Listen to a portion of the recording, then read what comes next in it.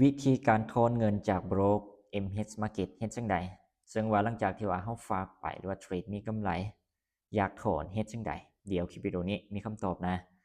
เอิ้นว่าเบื้องการฝากหรือว่าถอนในโบรก MH Market ก็คือมี2ช่องทางด้วยกัน1มาก็คือฝากถอนผ่านธนาคารหรือว่าผ่านกีบแล้วก็เบื้องต่อมาก็คือฝากถอนผ่านคริปโตแล้วก็คลิปวิดีโอนี้ข้อยก็สิมาตัวอย่างวิธีการถอนเอิ้นว่าถอนผ่านกีบหรือว่าถอนผ่านธนาคารนะหลังจากที่ว่าล็อกอินเข้าสู่ระบบปุ๊บจากนั้นก็คือมันสิเห็นฟังก์ชันหรือว่าเมนูถอนเงินนี่นะก็คลิกเข้าไปเลยหลังจากที่ว่าคลิกเข้าไปปุ๊บมันก็สิโชว์หน้านี้ขึ้นมาซึ่งว่ากรณีที่ว่าเราใช้ MT5 ก็เลือกตัวรุมหรือว่า MT5 กรณีที่ว่าเราใช้ MT4 ก็เลือก MT4 นะแต่ว่าทางนี้ก็คือใช้ MT5 ก็คลิกเข้าไปเลย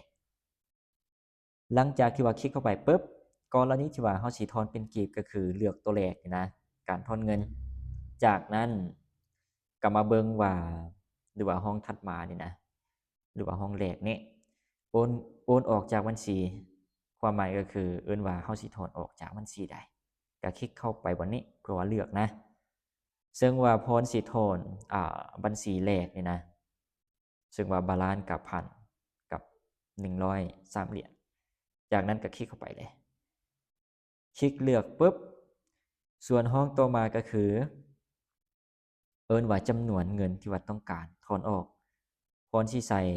หรือว่าตัวอย่างถอน50เหรียญสิถอน50เหรียญให้ทุกคนเบิ่งนำกันจากนั้นก็มาเลือกสกุลเงินนี่นะ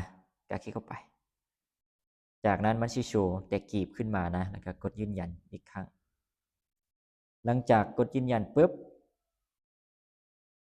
แล้วก็มาเลือกนี้บัญชีธนาคารนี่นะก็คลิกเข้าไปเอิ้นว่าข้อมูลเบื้องนี้นี่นะกรณีที่ว่าเราบ่ทันผูกกับบัญชีธนาคารก็คือก็เข้าผูกบ่นี้ได้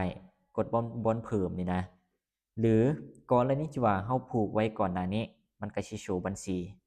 จั่งซี้ขึ้นมาก็คลิกเข้าไปเลยเพื่อว่าเลือกนะ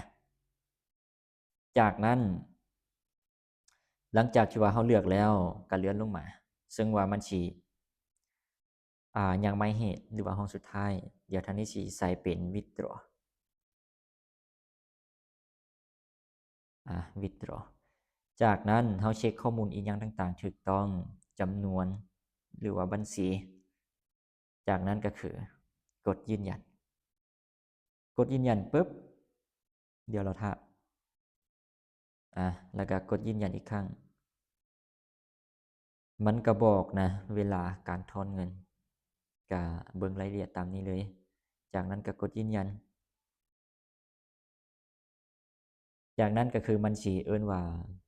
ยืนยันทางเมลนะข้อความเมลแล้วก็เอิ้นว่าต้องกดนี่กดปุ๊บแล้วก็มันสิส่งข้อความมาทางอีเมลแล้วก็มาป้อนใส่นี่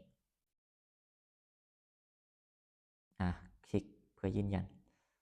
อันนี้มันคล้ายแบบว่าให้เรายืนยันก็เลือกตามมันบอก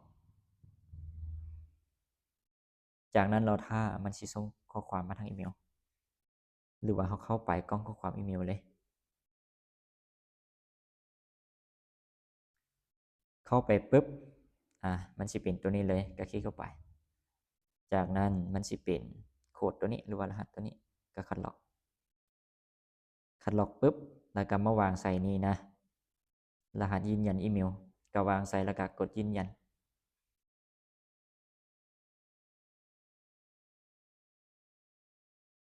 เดี๋ยวรอท่าแสดงว่าเอิ้นว่าณตอนนี้นี่นะเราส่งคำขอถอนเงินเอิ้นว่าสำเร็จนะก็มีแต่รอท่าซึ่งว่าก็บ่โดนใช้เวลาในการถอนนะบ่โดนหลังจากที่ว่าเอิ้นว่ากรณีที่ว่าซัปพอร์ตเขาอนุมัติเอิ้นว่าเขาก็สิโอนเงินเข้าบัญชีธนาคารเรากรณีที่ว่าถอนเป็นกีบนะก็ตามบัญชีตัวที่ว่าเราผูกเลยแต่ว่าเบื้องบัญชีก็คือต้องตรงกับข้อมูลตัวที่ว่าเราใส่ KYC นะ